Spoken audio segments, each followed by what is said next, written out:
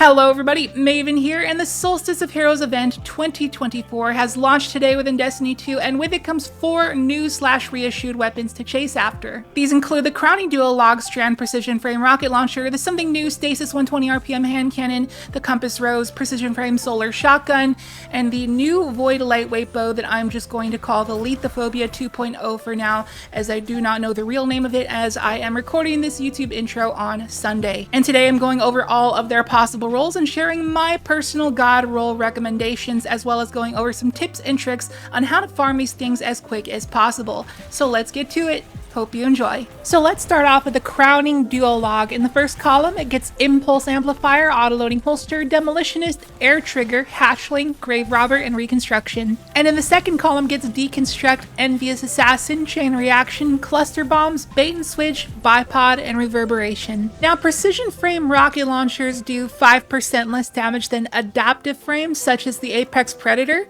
but you gotta remember that Precision Frames received a 2 ammo reserve buff in the final shape, so you're trading off 5% damage in exchange for 2 more reserves and intrinsic built-in tracking. In my opinion, that's absolutely worth it. And at the same time, it gets the very same god roll that put the Apex Predator on the radar to begin with, which is Reconstruction and Bait and Switch, a very solid DPS roll that I'd highly recommend going for. And another DPS roll you can snag if you are a Warlock main is Grave Robber and Bait and Switch. This is the first ever rocket launcher to get the perk Grave Robber, and that perk just received a rework in the final shape so that dealing damage with the powered melee reloads your weapon instead of a powered melee final blow, so it can actually be used for DPS combos when paired with the ranged powered melee. And Apotheosis Warlock can really abuse this combo, guys. I actually did a recent video on exactly how this combo works, and I'll link that in the top right corner if you wanted to check it out. And if you're a Warlock main, I'd highly recommend taking a peek, and I would recommend snagging a Grave Robber Crowning Duologue. And aside from DPS rolls, the Crowning Duologue is also the new best bipod rocket launcher. I know not everyone is a fan of bipod, but it's still a very solid perk for general play, and it's the best one because it's the first ever auto-loading / reconstruction bipod launcher to have built-in tracking. So if you're a bipod fan, then do not miss out on this roll because there's nothing else in the game like it. Now moving on to the new bow, which I'm calling the Lethophobia 2.0. In the first column, it gets Repulsor Brace, Air Trigger, Archer's Tempo, Enlightened Action, Hipfire Grip, Successful Warm-Up, and Loose Change. And in the second column, it gets Disruption Break, Destabilizing Rounds, Golden Tricorn, Kill Clip, Opening Shot, Precision Instrument, and Archer's Gambit. Now, the reason I call this the Lethophobia 2.0 is because the Lethophobia was the first and only bow in the game to get the perk Disruption Break, which is obviously insane for PvP hot swap builds. When you pair it along with a kinetic hand cannon, you can pick up insanely cheesy TTKs. And now this new bow is the second ever bow to get Disruption Break, but the Lethophobia was a lightweight frame void bow. And out of everything that this new bow could have been, it just so happens to be another lightweight frame void bow, coincidentally.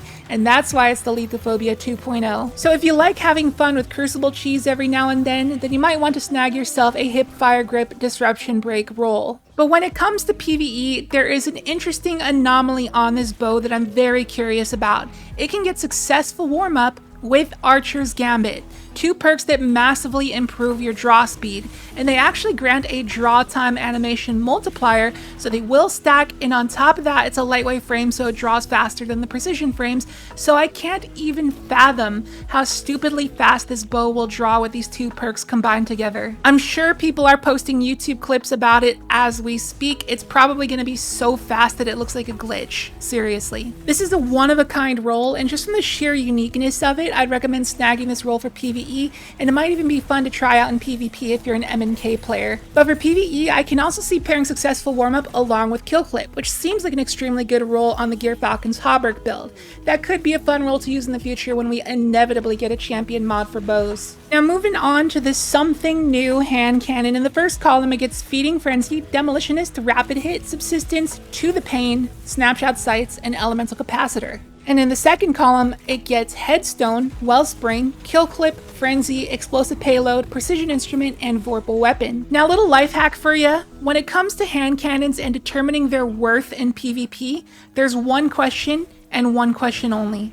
Does it get ricochet rounds? If the answer is no, then it probably will not compete with other PvP hand cannons due to stat disadvantages. And unfortunately, the something new gets steady rounds, not ricochet rounds. It's honestly kind of frustrating, and I wish Bungie would just stop doing that. Seriously, just delete steady rounds out of the game.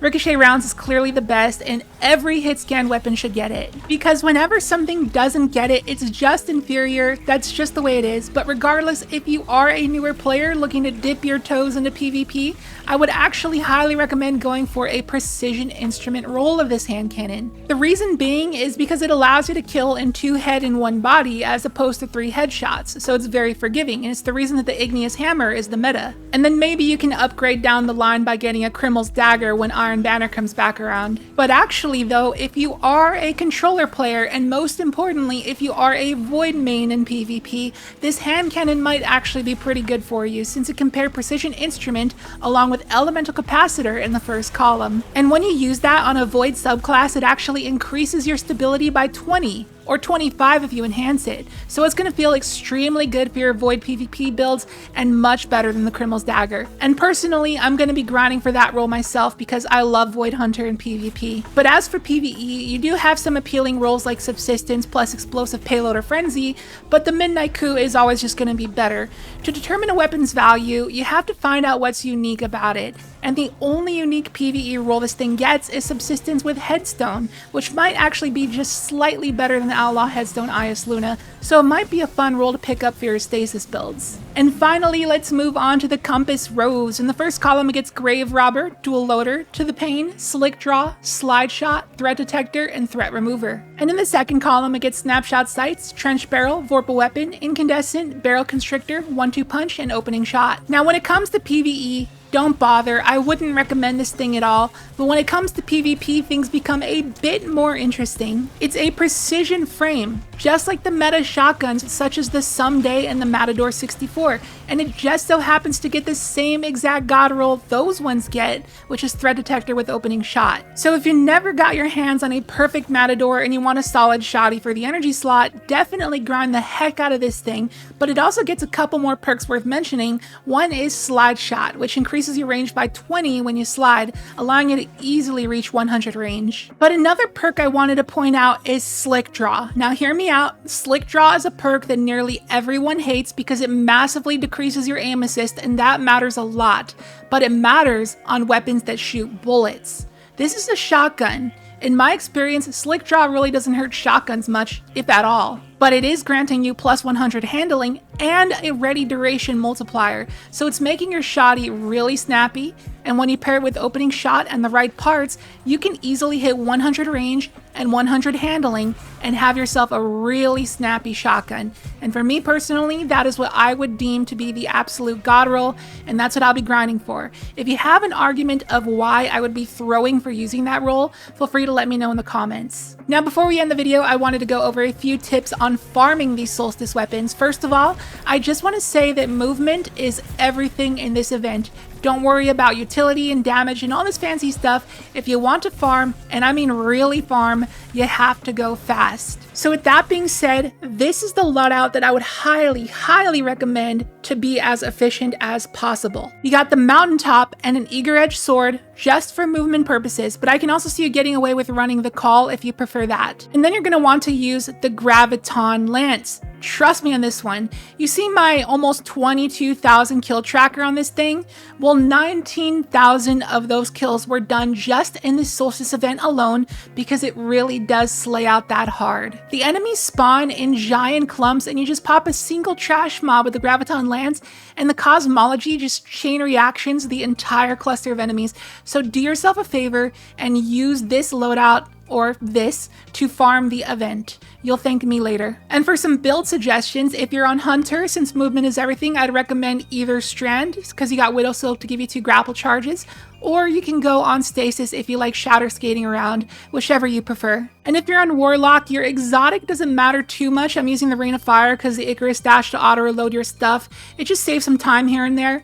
But the only important thing is that you go on Solar to Eager Edge skate around with Icarus Dash, and you can also well skate around the map as well if you're good at it. And if you are on Titan, I would recommend Strand, so you got the grapple for movement and climbing up on roofs, because there's a lot of vertical elevation in this event, and grapple gives you a quick way to climb buildings. things. As a matter of fact, that Strand Severance Enclosure build that I just put out recently would be absolutely perfect for this activity, and if you are a Titan main, I'd recommend giving that a quick watch. I'll link that in the top right corner if you want to see. And the last bit of advice I think I can give is that you don't have to worry about farming the event materials before farming the event itself, which was called Silver Leaves last year. I don't know what they're called now because, like I said, I'm recording this voiceover on Sunday, but I assume the event is still using Silver Leaves. And I see a lot of people who think that you absolutely need that stuff to get loot drops, but you don't. I literally did a 9-hour stream just farming the event nonstop, and I did not have any Silver Leaves. Weapons will still drop at the end of the activity regardless, so just get in there and farm it. Don't worry about anything else. And that about does it for the video. Good luck with the grind, and thank you for watching. If you enjoyed the video, I'd appreciate if you drop a like and a comment,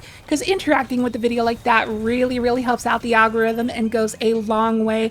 And if you are new here, please consider subscribing. Would love to have you here on this journey to 100K. And with that, I will catch you in the next video. See you later.